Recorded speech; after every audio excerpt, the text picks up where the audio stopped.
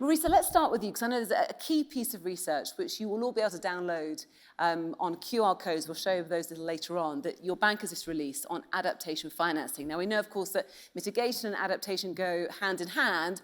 Up until now, not so much focus maybe on adaptation. With all these major climate emergencies that we're seeing, Pakistan, I mentioned just a minute ago, what are the headlines from your research? What is the reading on how urgent the need is? Sure. So, of course, the world is galvanized around carbon reduction, which is mitigation. Yep. And sometimes we just have to define what we mean when we use these terms. But the notion of adaptation finance is dealing with the reality that no matter what we do, all the wonderful efforts that all of us are trying to focus on, the climate change reality is here, it's not going away. Even under a 1.5 degree scenario. So therefore, we need capital to flow to help our systems adapt to these realities.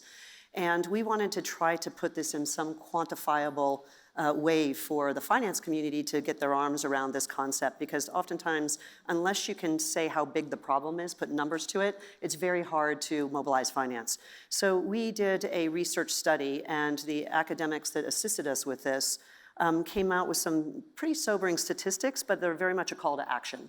So what it effectively says is, in order to, and we studied 10 of the largest developing economies, so China, India, Pakistan, Indonesia, 10 of these very important markets in the emerging world who are disproportionately affected by climate change. We did the math, and what it tells us is we need about $30 billion to be invested in the next decade in order to avoid $377 billion of loss and damage. So this is real economic loss.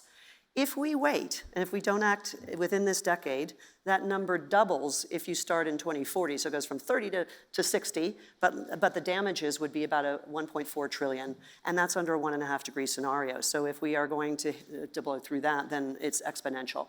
And this is the type of money that needs to go into adaptive agriculture, so dealing with drought and extreme climate activity. It is homes of the future that can withstand all of this activity, the extreme heat and cold and so on.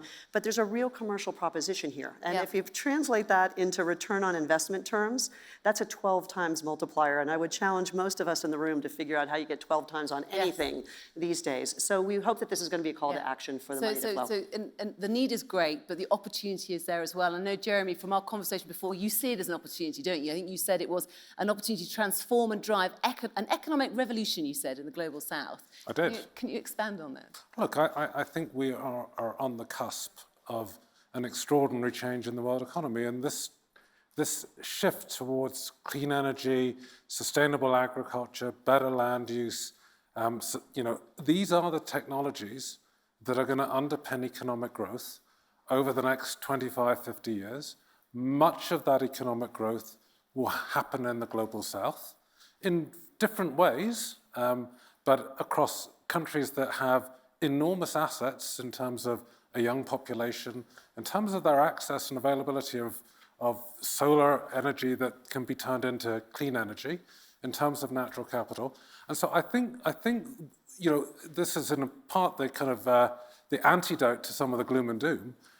If we can focus on the scale of the opportunity, on the mechanisms to deploy capital into that opportunity, then I think we can look at the next 20 years and not just talk about decarbonization as a way of giving us some climate security and mitigating risk, but we can look at it as a way of unleashing the potential of economies across the world. Yeah, which is what we'd all want to see, because there's a just transition then, isn't it?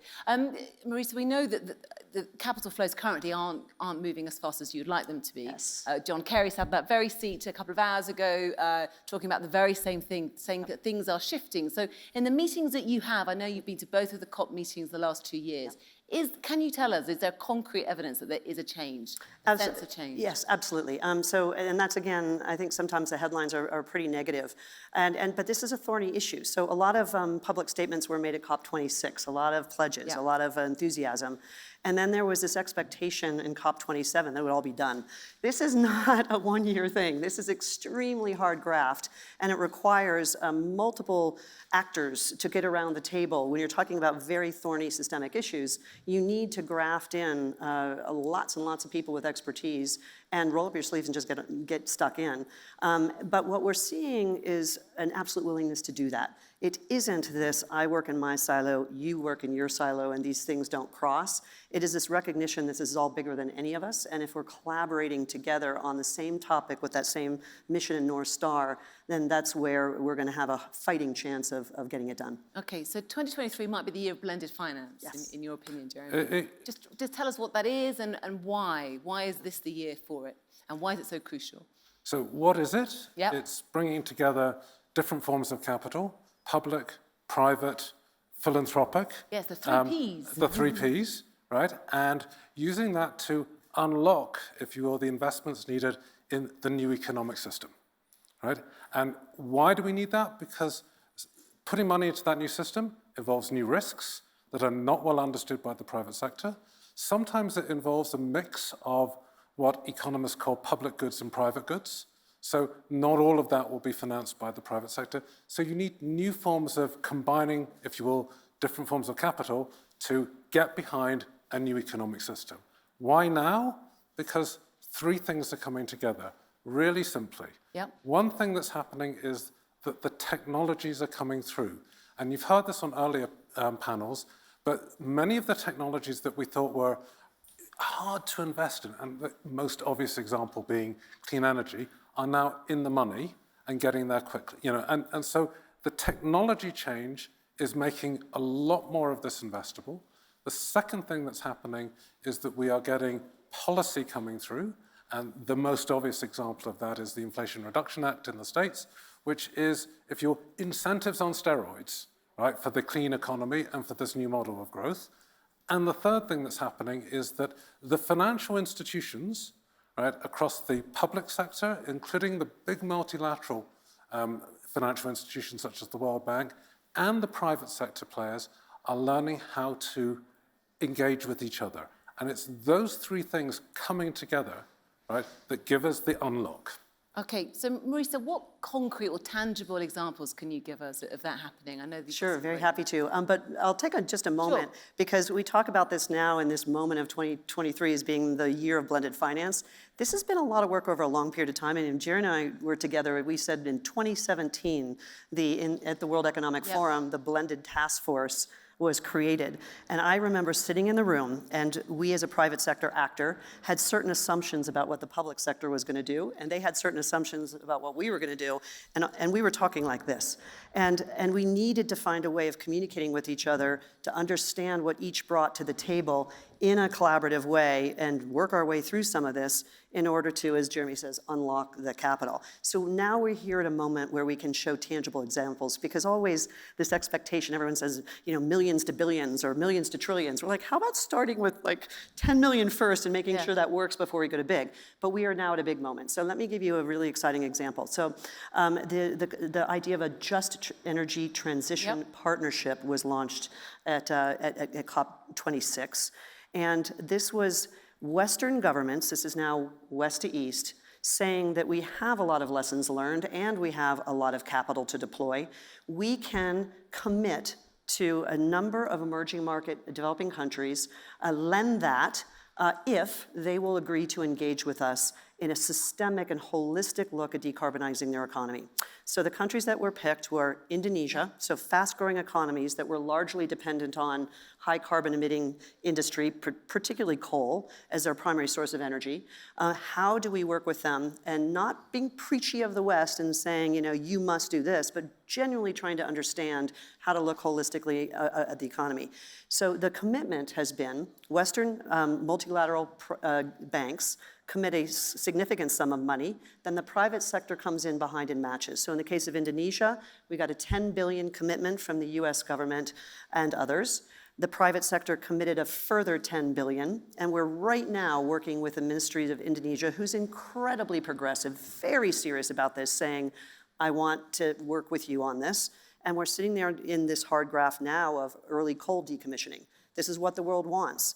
But we also have to recognize in this just transition, if they are going to decommission coal early, hundreds of thousands of people work in coal. So they're saying to us, if we're going to do this, how are we going to create livelihoods for all those people? And how quickly can we move to the cleaner technology? So this is a transition. It's not an overnight thing, but we're here and it's big and it's real and it's country level. And it's incredibly complex, isn't it? Very complex. Just briefly, because I've got a couple of questions I want to fly through. We've got private areas here, we've got public areas here. What about the developmental banks and the institutions in the middle? Jeremy, what do you want from them and what needs to happen from those players? They play a critical role, Yeah. let's be clear. And they always have been, if you will, financiers of economic development and system change. But we now need them to take what they've done historically and go somewhere between 10x and 20x. And the key for them to do that is to see that the balance sheet that they can deploy is used to crowd in private capital at scale. And historically, their challenge in a way has been that they provided finance. A lot of it has been, and almost all of it has been debt finance, and that then hasn't brought in the private sector finance alongside. So what we need them to do is to see themselves as catalytic, using their balance sheet, right, to crowd in not just other debt finance, but also equity finance that can enable large-scale, if you will, transformation of the economy in ways that are affordable for those developing countries. And by the way, this is the new thing, because in the good old days, what happened is multilateral development banks often said, my job is to go where the public capital markets aren't. So I play here, and then when it's ready for prime time, then I step out and those guys step in. Now it is, we're in the same project or structure together, and it's this multiplier effect. I've got so many more questions to ask you, but sadly I'm not going to get to them. I have to speak to you in the green room afterwards. But just to wrap up, what is your call to action? Jeremy, let's start with you.